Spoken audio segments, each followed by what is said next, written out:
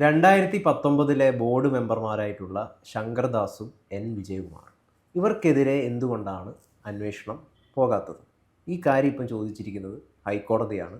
വലിയ വിമർശനമാണ് ഈ സർക്കാർ നിയോഗിച്ച അന്വേഷണ സംഘത്തിനെതിരെ വന്നിരിക്കുന്നത്. ഹൈക്കോടതി പറഞ്ഞിരിക്കുന്നത് അയ്യപ്പൻ കോപാകുലനായി നമ്മുടെ പിണറായി വിജയനെ തകർക്കാൻ ശ്രമിക്കുകയാണ്.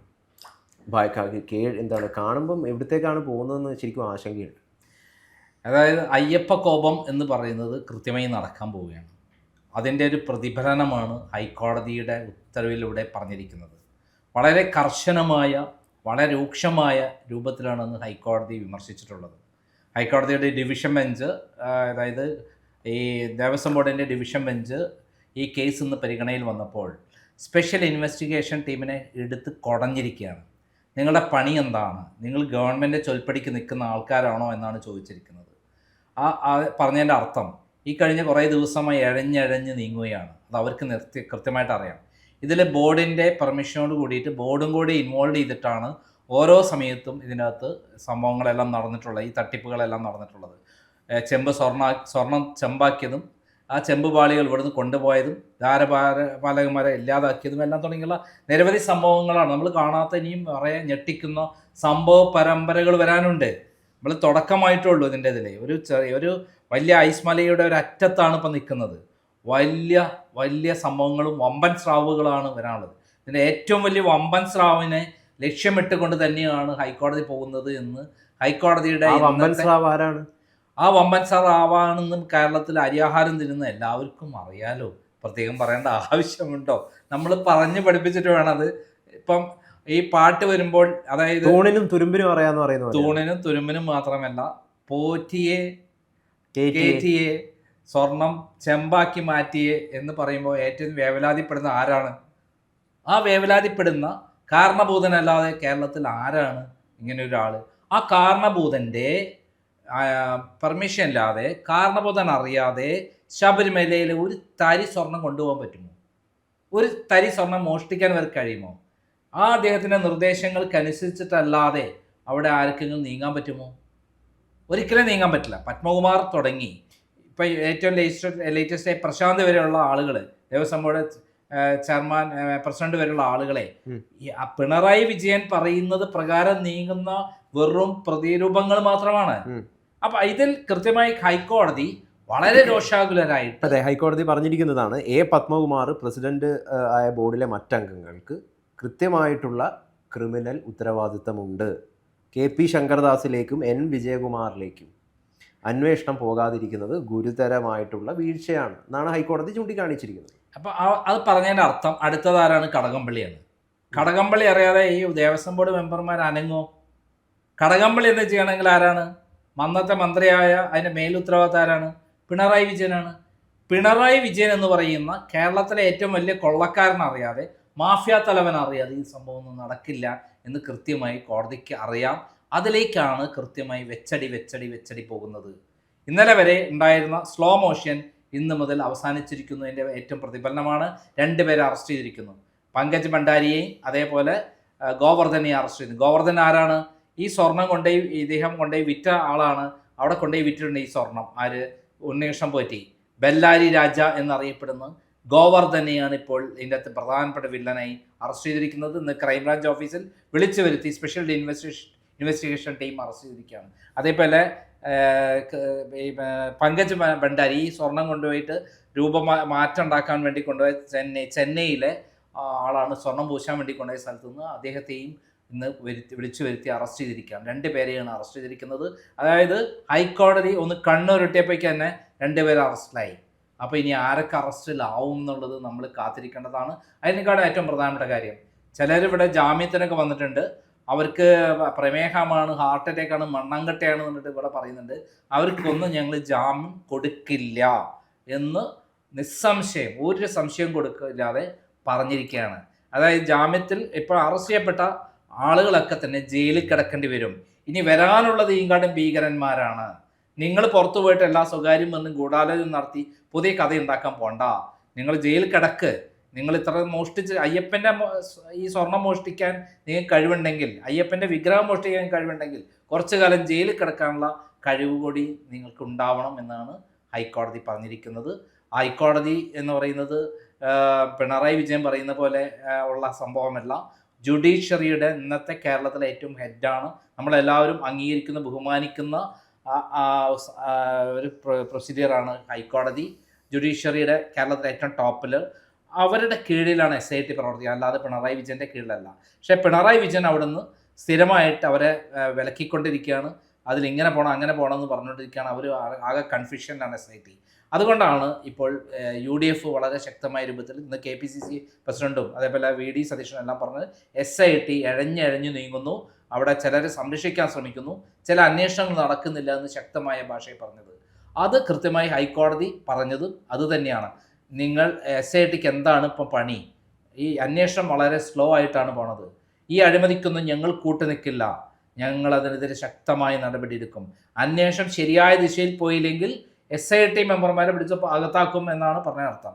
ഏതെങ്കിലും തരത്തിൽ പിണറായി വിജയനുമായിട്ട് ധാരണയായി കേസ് അട്ടിമറിക്കാനാണ് ഇതെങ്കിൽ നിങ്ങൾക്ക് അത് അവിടെ ഇരിക്കാൻ പറ്റില്ല, നിങ്ങൾ ജയിലിൽ പോകേണ്ടി വരും എന്നാണ് പറഞ്ഞതിനർത്ഥം. കാരണം കട്ടവനെ സംരക്ഷിക്കാൻ ശ്രമിക്കുന്നവനെ തെളിവുകൾ നശിപ്പിക്കാൻ ശ്രമിച്ചാലും അന്വേഷണ ഉദ്യോഗസ്ഥന്മാർ കുടുങ്ങും എന്നാണ് പറഞ്ഞത്. ഇവിടെ മുഖം നോക്കണ്ട, പിണറായി ആയാലും താഴെ കിടക്കുന്ന ഉണ്ണികൃഷ്ണൻ പോറ്റി ആയാലും ഒരുമിച്ച് ജയിലിൽ കിടക്കണ്ട. ശരിക്കും പറഞ്ഞാൽ എൻ്റെ ഒരു അഭിപ്രായത്തിൽ ഈ സർക്കാർ അധികാരത്തിലിരിക്കുന്ന ഒരു സമയത്ത് ഇത്രയും വലിയ, അതും ആളുകൾ അത്രയും അധികം വിശ്വസിക്കുന്ന, നെഞ്ചോട് ചേർത്ത് വെക്കുന്ന അയ്യപ്പൻ്റെ സ്വർണമാണ് കട്ടുകൊണ്ട് പോകുന്നത്. ഒരു വലിയ ജനവികാരം തന്നെ ഉയരേണ്ടതല്ലേ? ആ ജനവികാരമാണല്ലോ ഈ കഴിഞ്ഞ ലോക്സഭ തദ്ദേശ സ്വയംഭരണ ഇലക്ഷനിൽ ആഞ്ഞടിച്ചത്.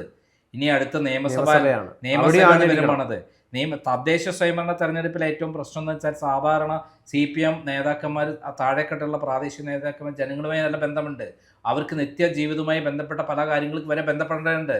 അതുകൊണ്ട് അവരുമായിട്ട് നല്ല സ്വാധീനം ഉണ്ടാവും. പക്ഷെ മുകളിലേക്ക് വരുമ്പോൾ, നിയമസഭാ തെരഞ്ഞെടുപ്പ് വരുമ്പോൾ അങ്ങനെ ഒരു സംഭവമില്ല. ആഞ്ഞടിക്കും. ഇപ്പം അടിത്തറ ഇളകിയിരിക്കുകയാണ്. ഇത് മൊത്തം ഇളകി ഒഴുകിപ്പോകും. കാരണം അയ്യപ്പൻ കോപിച്ചിരിക്കുകയാണ്, ഭയങ്കര ഉഗ്രരൂപത്തിൽ നിൽക്കുകയാണ്. ഇപ്പം അതിന്റെ പ്രതിഫലനമാണ് ഇപ്പം നടന്നുകൊണ്ടിരിക്കുന്നത്. അയ്യപ്പനെ എന്നിട്ട് പറയുന്നത് ഇതൊക്കെ എന്ത് തോൽവി എന്നാണ് CPM നേതാക്കൾ. അല്ല, ആ തോൽവി ഇപ്പം എന്ത് തോൽവി ആയില്ലേ? ഒറിജിനൽ തോൽവി വരുന്നല്ലുള്ളൂ. ഒറിജിനൽ മുഹമ്മദ് ഷാവിനെ പിടിക്കാൻ പോകുന്നല്ലുള്ളൂ. അതേപോലെ ഒറിജിനൽ തോൽവി വരാൻ പോകണുള്ളൂ. വലിയ തെരഞ്ഞെടുപ്പ് വരാൻ പോകുന്നു. ചെറിയ തെരഞ്ഞെടുപ്പ് റിഹേഴ്സലേ നടന്നിട്ടുള്ളൂ. ഒറിജിനൽ വരാൻ പോകണുള്ളൂ. അതേപോലെ ട്രെയിലർ മാത്രമാണ്. അതോടൊപ്പം വമ്പനെ അവിടെ കാത്തിരിക്കുകയാണ് പൊക്കാൻ വേണ്ടിയിട്ട്. ഇപ്പം ഞാഞ്ഞൂലുകളൊക്കെയാണ് പിടിച്ചിരിക്കുന്നത്. പ്രധാനപ്പെട്ട വമ്പൻ സ്രാവിനെ തേടിയുള്ള കൃത്യമായിട്ടുള്ള യാത്രയാണ് SIT അങ്ങനെ പോയില്ലെങ്കിൽ ഹൈക്കോടതി കുന്നിക്ക് പിടിക്കും. അങ്ങനെ ആരെങ്കിലും അതിൻ്റെ കൂടെ നിൽക്കുകയാണെങ്കിൽ അവരെ കഴുത്തിന് പിടിച്ച് അകത്താക്കാനും ഹൈക്കോടതി അതിനുള്ള സാധ്യതയും നമ്മൾ കാണാതെ പറ്റില്ല. കാരണം ഹൈക്കോടതിയാണ് വളരെ കൃത്യമായിട്ട് പഠിച്ചിട്ട് തന്നെയാണ് ഓരോ തവണയും നിരീക്ഷണം നടത്തുന്നത്. ആ നിരീക്ഷണം വളരെ കാൽക്കുലേറ്റ് ചെയ്തിട്ടും വളരെ ഇതുവരെ ഉണ്ടായ രേഖകളുടെ അടിസ്ഥാനത്തിലാണ്. ഈ രേഖകളുടെ അടിസ്ഥാനത്തിൽ ഇതിലപ്പുറത്തേക്കുള്ളൊരു കാര്യം കൂടെ വരാൻ പോകുന്നുണ്ട്. 1998 ഈ സ്വർണം പൂശിയത് ആരാണ്? മല്യയാണ്. മല്യ എങ്ങനെ വന്നതവിടെ? മല്യ വെറുതെ സ്വർണം പൂശാൻ വരുമോ? വലിയ ബിസിനസ്സുകാരനല്ലേ? ചെറുമീനെ എറിഞ്ഞ് വലിയ മീനെ പിടിക്കുന്ന പരിപാടിയല്ലേ മല്യക്കുള്ളത്. 1 കോടി രൂപ ചിലവാക്കി അവിടെ സ്വർണം പൂശിയത് എന്തിനാണ്? അവിടുന്ന് 3 താഴിക്കുടങ്ങൾ അടിച്ചുകൊണ്ടാൻ വേണ്ടിയിട്ടാണ്. ഈ താഴിക്കുടങ്ങൾ എന്തുണ്ട്? നമ്മൾ ചിന്തിക്കുന്ന മാതിരിയുള്ള സംഭവമല്ല.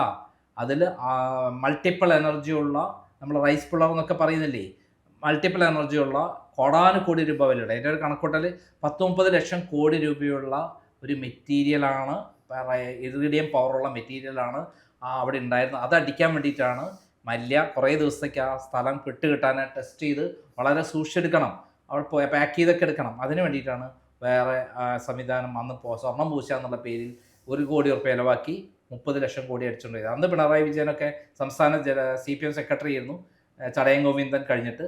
അപ്പോൾ എന്തോ ചില്ലാനൊന്നും കിട്ടിയിട്ടുണ്ട്. 10-50 ലക്ഷം 1 കോടിക്ക് ചില്ലാനല്ലേ. അതുപോലെ P ശശി അങ്ങനെയുള്ള ആൾക്ക് കൊടുത്തു. ശരിക്കും അവർക്ക് ഇതിൻ്റെ വില അറിഞ്ഞിരുന്നെങ്കിൽ അന്ന് തന്നെ മേടിക്കാൻ കോടാനുകോടി. ഇന്ന് അപ്പോഴാണ് അവർ മനസ്സിലാക്കുന്നത്. നമ്മൾ വേറൊരു കാര്യം, ഇതൊക്കെ ഈ സ്വർണവും അതേപോലെ ഈ വിഗ്രഹങ്ങളൊക്കെ പിണറായി വിജയൻ അറിയാതെ കൊണ്ടുപോകുമോ? അതാണ് എൻ്റെ ചോദ്യം. ഇത് എന്ത് വാല്യുള്ളതാണ്? ആൻറ്റിക്കാണ്, ദൈവികമായിട്ടുള്ള ശക്തിയുള്ളതാണ്. കുറഞ്ഞ വിലയ്ക്കുന്നുള്ള പിന്നെ ഈ രമേശ് ചെന്നിത്തല 500 കോടി പറഞ്ഞിട്ട് പിണറായി വിജയനെ പരിഹസിക്കുന്നത് ശരിയല്ല. 10-50 കോടിക്ക് വിറ്റ സാധനത്തെ 500 കോടി എന്ന് പറഞ്ഞ ഉലുവയാണെന്ന് അല്ല പറഞ്ഞാൽ അത് ഇവർക്കിത് ഇതൊരു വലിയ കൊള്ളയാണ്. പിടിക്കപ്പെട്ട് കഴിഞ്ഞ് കഴിഞ്ഞാൽ സംസ്ഥാനം മുഴുവൻ ചർച്ചയാവുന്ന വിഷയമാണ്. ഇത് ചെയ്യുന്നവർക്കപ്പോൾ ഒരു ബോധമില്ലേ? ഇവർക്ക് പേടിയില്ലേ? സംസ്ഥാന CITUവിൻ്റെ പ്രസിഡന്റ്, അഖിലേന്ത്യാ പ്രസിഡന്റ് ആയിരുന്ന ഈ ബാലാനന്ദൻ പ്രസിഡന്റ് ആയിരിക്കുന്ന സമയത്ത്, MP ആയിരിക്കുന്ന സമയത്ത് ആണ് ഇലക്ട്രിസിറ്റി ബോർഡിനെ കുറിച്ച് പഠിക്കാൻ വേണ്ടി ഒരു കമ്മിറ്റി രൂപീകരിക്കുകയും ആ റിപ്പോർട്ട് ഫയൽ ചെയ്യുകയും ചെയ്തത്. അതിൽ ചെങ്കുളം പന്നിയാർ പള്ളിയാവാസൽ പദ്ധതി 100.5 കോടി രൂപയ്ക്ക് ഇന്ത്യയിലെ നവരത്ന സ്ഥാപനമായ ബെൽ പൂർത്തീകരിക്കുമെന്നും അതിനാവശ്യമായ ഫണ്ട് ലോൺ അവർ തന്നെ അറേഞ്ച് ചെയ്ത് കുറഞ്ഞ പലിശ അറേഞ്ച് ചെയ്യുമെന്നുള്ള സ്ഥലത്താണ് ആ 3 പദ്ധതികളുടെ ഇതേ സംഭവത്തിന് 278 കോടി രൂപയ്ക്ക് 1997 എഗ്രിമെൻ്റ് ആരായിട്ട് ലാവ്ലിൻ കമ്പനിയുമായിട്ടുണ്ടാകുക, ഒരു ഇടനിലക്കാരായിട്ട്. ഒരു കമ്പനിയല്ല, പ്രൊഡക്ഷനില്ല, ആഗോള ടെൻഡർ വിളിച്ചല്ലേ, എല്ലാ നിയമവും ലംഘിച്ച്. ആ പിണറായിക്ക് എന്ത് സംഭവം? ഇതൊക്കെ നിസ്സാര പ്രശ്നം. അതായത് സ്ഥിരമായി കള്ളന്, ഇത്രയും കാണും വലിയ കൊള്ള നടത്തിയ കള്ളന് ഇതൊക്കെ ഒരു നിസ്സാര കാര്യമായിട്ടാണ് കണ്ടത്. പക്ഷേ ഏത് കള്ളനും പല നാൾ കള്ളന് ഒരു നാൾ പിടിക്കപ്പെടില്ലേ? അല്ല, അത് പക്ഷേ അങ്ങനെ പറയരുത് സാർ. അത് എന്താണെന്ന് വെച്ച് കഴിഞ്ഞാൽ അദ്ദേഹത്തെ സ്നേഹിക്കുന്ന, പിണറായി വിജയനെ നെഞ്ചോട് ചേർത്ത് വയ്ക്കുന്ന, ദൈവതുല്യനായിട്ട് കാണുന്ന കുറേയധികം സഖാക്കളുണ്ട്, കുറേയധികം ആളുകളുണ്ട്. അപ്പോൾ അവരൊക്കെ പറ്റിക്കപ്പെടുകയാണെന്നാണോ പറയുന്നത്? ഞാൻ അദ്ദേഹത്തിന് ഏറ്റവും വലിയ ആരാധകനായിരുന്നല്ലോ. എന്നിലപ്പുറം വലിയ ആൾക്കാരൊന്നും കേരളത്തിലുണ്ടായില്ല. താങ്കൾ വലിയ ആരാധകൻ? ഞാൻ അദ്ദേഹം SFIൻ്റെ അവിടെ പ്രവർത്തിക്കുമ്പോൾ എൻ്റെ കോളേജിൽ പിണറായി വിജയൻ അടിയന്തരാവസ്ഥ സമയത്ത് ഭീകരമായ മർദ്ദനമേറ്റതിനെ കുറിച്ചിട്ടും അദ്ദേഹത്തിന് പോലീസ് മർദ്ദിച്ചതിനെ കുറിച്ചുള്ള കാര്യങ്ങൾ പറഞ്ഞിട്ടല്ലേ നമ്മൾ പ്രസംഗിക്കാറ്. അത്രയും വലിയ ബഹുമാനം, ആരാധന.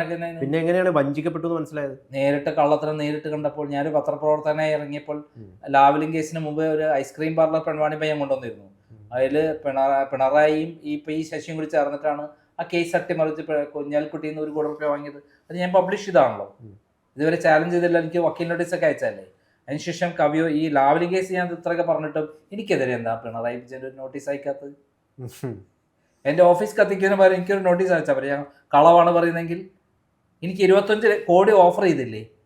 25 കോടി ഓഫർ ചെയ്തോ? 25 കോടി ഓഫർ ചെയ്തല്ലേ ലാവ്ലിൻ കേസിൽ എന്നെ ഒതുക്കാൻ വേണ്ടിയിട്ട്? ഞാൻ നിൽക്കാത്തത് കൊണ്ടല്ലേ. അപ്പൊ പണം കൊടുത്താൽ എല്ലാവരും ഒതുക്കാമെന്നുള്ള പിണറായി തിയറിയാണ്. അങ്ങനെ പെരുങ്കളനാണ് പിണറായി വിജയൻ എന്ന് കൃത്യമായി മനസ്സിലാക്കിയിട്ടാണ് ഞാൻ പിണറായി വിജയനായിട്ടുള്ള ഏറ്റുമുട്ടൽ തുടങ്ങി. ഏറ്റുമുട്ടൽ എന്ന് പറഞ്ഞാൽ അദ്ദേഹത്തോടുള്ള വ്യക്തിവിരോധമല്ല, അദ്ദേഹം ചെയ്ത പ്രവർത്തികൾ കൃത്യമായി തെളിവുകൾ സഹിതം കണ്ടെത്തി അങ്ങനെയാണ് ഞാൻ പോരാട്ടം നടത്തുന്നത്. എന്തുകൊണ്ടാണ് അയാൾ എനിക്കെതിരെ കേസ് കൊടുക്കാത്തത്? കേസ് കൊടുക്കണം എന്നാണോ പറയുന്നത്? എനിക്കെതിരെ ഡിഫമേഷൻ കേസ് കൊടുക്കണ്ടേ? അത്ര തൻ്റെ ഇടമാണ്. ഞാൻ എത്ര പ്രാവശ്യം വെല്ലുവിളിച്ചിട്ട് തൻ്റെ ഇടമുണ്ടെങ്കിൽ പിണറായി എനിക്കെതിരെ ലാവ്ലിൻ കേസ് കൊടുക്ക്. അപ്പൊ അതെന്തുകൊണ്ടായിരിക്കും ചെയ്യാത്തത്? നിങ്ങൾക്ക് 100 കോടി രൂപ എനിക്കെതിരെ കേസ് ഫയൽ ചെയ്തൂടെ? ക്രിമിനൽ കേസ് ഫയൽ ചെയ്തൂടെ? പകരം ഗുണ്ടകളിട്ട് ഓഫീസ് ആക്രമിക്കണോ? അതാണ് ആണത്തെ ഭീരുക്കളല്ലേ ചെയ്യുക. അതേ ഒരു പാർട്ടിയിലെ സംസ്ഥാന സെക്രട്ടറി ആകുമ്പോൾ മാതൃക കാണിക്കണ്ടേ? ഇപ്പോഴെങ്കിലും എനിക്കെതിരെ കേസ് ഫയൽ ചെയ്തിട്ട് ഇതെപ്പം ഞാൻ വെല്ലുവിളിക്കാതെ ഞാൻ പറയുന്നത് കള്ളമാണെങ്കിൽ, ലാവ്ലിൻ കേസിൽ ഞാൻ കൊണ്ടുവന്ന രേഖകൾ കള്ളമാണെങ്കിൽ പിണറായി വിജയൻ എനിക്കെതിരെ കേസ് ഫയൽ ചെയ്യണം.